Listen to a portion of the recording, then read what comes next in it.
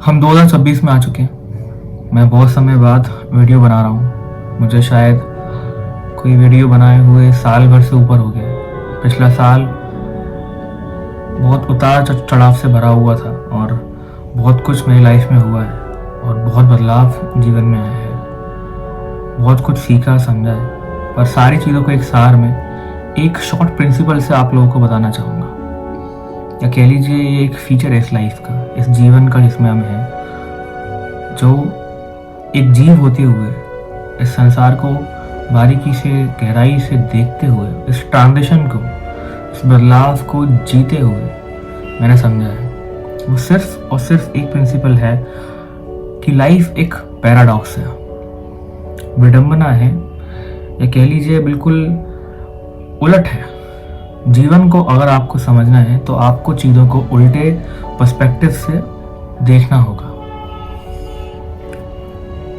Life में आपको जो भी चाहिए वो तो नहीं मिलेगा। अब मेरा मतलब किसी को डिमोटिवेट करना नहीं है, बट उस माइंडसेट को या उस चीज़ को समझाना है।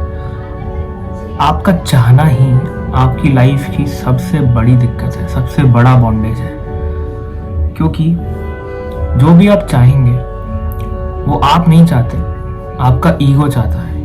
ईगो एक ऐसा कॉन्सेप्ट है जो शायद किसी को नहीं पता हो। ईगो हमारे उपनिषद, वेद, पुराण, भगवद गीता सब में उसका उल्लेख है कि हम अपने आप को एक सेपरेट आइडेंटिटी समझते हैं और हर एक से अपने आप को अलग वैल्यू करते हैं। हमने अपने बारे में एक अलग सोच, अपना एक अलग पर्सनैलिटी बना रखा है कि मैं ऐसा हूँ, मुझे ये पसंद है, मुझे ये नापसंद है, मेरी चाहत ये है। असल में यही सबसे बड़ी विडंबना है हमारे जीवन की।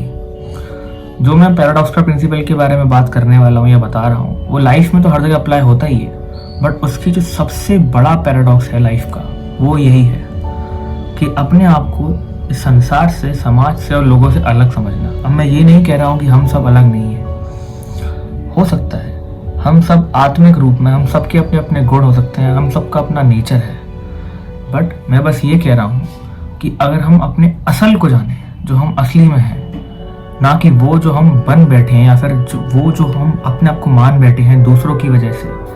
क्योंकि ये जो ईगो है, एक फॉल्स या सेपरेट आइडेंटिटी का जो एक इल्यूजन है हमारे दिमाग में, एक भ्रम है, वो हमारे साथ पैदा होते ही आता है और फिर वो हमारे लिए लाइफ में, इस संसार में चीज़ें मुश्किल बनाता है। लाइफ है क्या? असल में हम एक कॉन्शियसनेस है जिसको इस धरती पर छोड़ दिया गया है इस बॉडी के अंदर।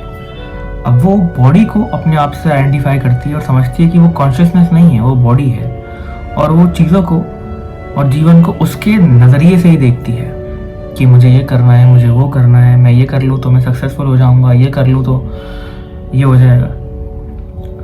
हम अपने आप को लिमिट करते हैं। दिक्कत ये है कि हम कर सब कुछ सकते हैं, जी सब कुछ सकते हैं, पर हम कौन है, क्या है, ये सब हम ही जानते हैं। ऐसा कोई शॉर्ट सिंपल रूल नहीं है जिससे हम बता सकें या कोई हमारे बारे में बता सके कि हम क्या है, हमारे लिए बेस्ट क्या है, हमारी लाइफ का पर्पस क्या है।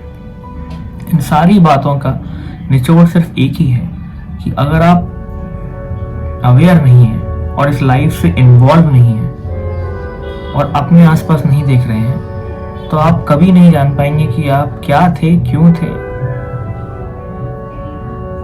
क्या आप थे भी या नहीं, और ये जीवन क्या है। मटेरियल थिंग्स की बात इसलिए नहीं कर रहा क्योंकि मैं आपको सीधा सिंपल सा एक फैक्ट बता देता हूँ।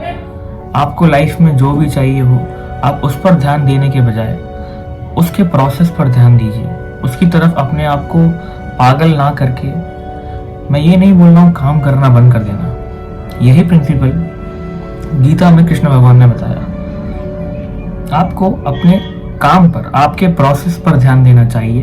अगर आपका प्रोसेस सही है तो जो भी चीज़ आप करना चाहते हैं उसको चाहना ही सबसे बड़ी दिक्कत है।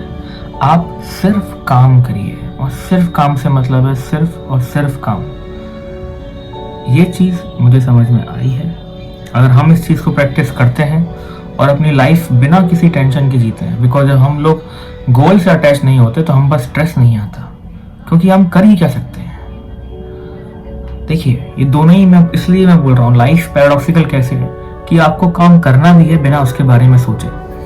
अगर आप ये कैपेबिलिटी या ये एबिलिटी अपने आप में डेवलप कर लेते हैं तो लाइफ सॉर्ट आउट है। सब कुछ उल्टा है लाइफ में। जो इंसान ज़्यादा शांत है अंदर से उसके पास उतनी ही बातें हैं, जो बाहर ज़्यादा बातें बोल रहा है बड़बोला हो रहा है वो अंदर से उतना ही खाली है। मतलब आप हर चीज़ में ये प्रिंसिपल अप्लाई करके देख सकते हैं। अब इसका मैं ऐसे कोई कॉन्क्रीट रूल नहीं बोल रहा हूँ क्योंकि हर एक का असेसमेंट का तरीका अलग अलग होता है। हम जब किसी को बायस होकर असेस करते हैं कि हाँ इसने मेरे साथ गंदा किया था, इसने मेरे साथ बुरा किया था तो ये बेकार है ऐसा, पर वो सब्जेक्टिव चीज़ें होती हैं, इंसान टू इंसान डिपेंड करती हैं। अगर आप बिल्कुल न्यूट्रल होकर और अनबायस तरीके से इस चीज़ को गहराई से समझ के शांत रूप से ऑब्जर्व करते हैं, अप्लाई करते हैं, तो आपको समझ में आएगा कि हाँ लाइफ इज अ पैराडॉक्स। आपको जो भी चाहिए उसके बारे में ना सोचकर काम करना शुरू कीजिए, उसके पीछे मत भागिए। कुछ समय बाद खुद ब खुद आपके पीछे आएगी, और अगर वो नहीं तो कुछ और अच्छा आएगा। आप किसी चीज़ से जितना भागेंगे वो चीज़ आपके उतना पीछे आएगी। किसी को कंफ्यूजन है या फिर कोई कुछ समझ नहीं पा रहा है तो 1 मिनट रुककर लाइफ को ऑब्जर्व करें, क्या है वो चीज़ जिससे आप दूर भाग रहे हैं। बहुत सारे फिलोसोफर्स ने बहुत सारी चीज़ें कही हैं, बट उसमें एक चीज़ कहीं ना कहीं कॉमन है, वो सबके सिर्फ एक पैराडॉक्सिकल नेचर की तरफ ही इशारा करते हैं। बहुत सारे फिलोसोफर जो कहते हैं the key to your success is in the cave that you are afraid of going into. जिस गुफा में आप जाने से डर रहे हैं उसी के अंदर आपकी सफलता है, आपके जीवन की चाबी है। तो जिसकी आप अपना अपोजिट समझते हैं ना, वही आपका असली सिनोनिम है। वो एंटोनिम नहीं है, वो सिनोनिम है।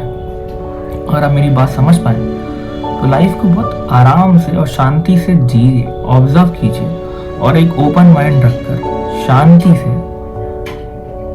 लाइफ में इन्वॉल्व रहिए। आई थिंक बस इतना ही मैं कहना चाहूँगा।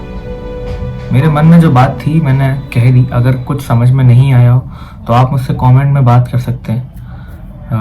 मेरे मन में ये बात थी, मैंने आप तक पहुंचा दी। मैं ज़्यादा डेप्थ में नहीं जाता, ज़्यादा गहराई में नहीं जाता, क्योंकि उससे चीज़ें और कंफ्यूज होती हैं, बहुत कॉम्प्लेक्स हो जाती हैं। जो सार है, जो मैंने पढ़ा लिखा और अनुभव किया, सबसे मेन इंपॉर्टेंट है अनुभव किया हुआ, वो first hand source of knowledge है, वही आपके सामने रखा है। मेरी बात सुनने के लिए धन्यवाद।